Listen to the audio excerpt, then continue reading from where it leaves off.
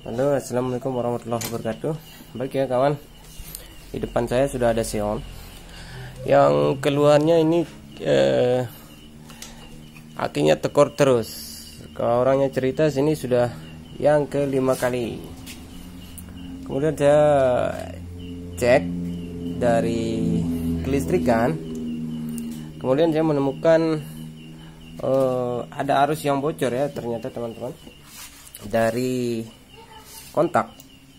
kontak menuju ke CDA ya teman-teman. CDA ada arus yang bocor walaupun kondisi kontak off ya. Ini ada yang bocor. Nah, ini arus standby teman-teman. Kontak sudah off. Oke, kalau saya nyalakan seperti ini ya teman-teman kontaknya. Nah, posisi di seperti sini. Oke, saya cek ulang. Nah, ini dalam keadaan on. Kemudian saya cek kabel yang dari sini. Yang merah ini kontak ya. Yang merah ini kontak. Sebentar. Yang merah ini kontak. Oke, nyala ya. Yang merah ini kontak. Kemudian dari kabel merah ini naik ke atas ke kontak menuju ke kabel coklat, balik lagi ke seluruh bagian komponen kelistrikan termasuk CDA. Nah, kok bisa aki ini tekor? Karena di sini ada arus yang standby ya, catu dayanya kabel yang merah ya. Kabel yang merah ini arus standby teman-teman. Oke, kemudian saya tancapin aja. Maaf, saya tancapin aja. Oke, siap. Sebentar, saya tancapin. Oke, kemudian saya kontak, saya off kan. Saya off ya. Oke, saya off lagi. Nah, ini arus standby-nya tetap ya teman-teman. Nah, inilah yang membuat aki tekor. Nah, pertanyaannya kemudian apakah ini memang dirancang dari pabrik? Iya, ini memang dirancang dari pabrik untuk cuk otomatis ya teman-teman. Nah, tapi sayangnya di sini ada kapasitor yang di dalam CD ini ada kapasitor yang jika kapasitasnya itu error, dia akan melepas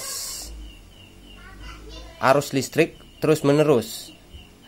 Nah, tidak menahan, intinya tidak menahan arus listrik yang seharusnya tidak keluar dari arus standby yang bawaan pabrik menjadi loss ya teman-teman. Loss, tidak mampu menahan. Makanya aki ini selalu drop.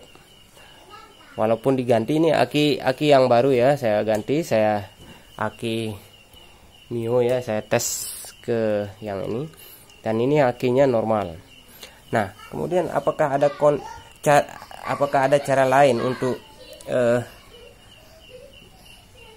menangani masalah seperti ini? Oke ya teman-teman, mungkin banyak teman-teman yang sudah tahu.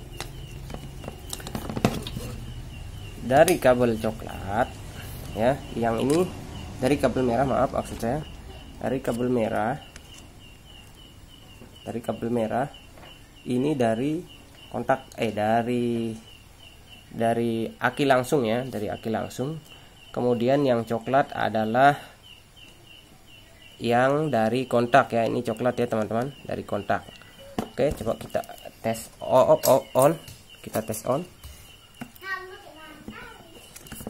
Oke, saya kerja sendiri ya teman-teman, mohon maaf. Oke, ini yang dari kontak ya. Nah, kemudian solusinya kita akan menjumper yang arus catu daya standby ini yang merah ini, kita akan putus ya. Kita akan putus, kemudian kita sambung dengan kabel warna coklat ya. Bisa dipahami ya teman-teman, saya rasa bisa mudah dipahami. Sekali lagi saya ulangi, dari kabel coklat ini arus dari kontak, kemudian ini kita putus, kita sambung ke sini ya. Jadi setiap kontak on dia akan menyalurkan listrik, tidak standby lagi seperti ini ya teman-teman. Padahal ini kontak sudah di off kan, ini tetap harus standby.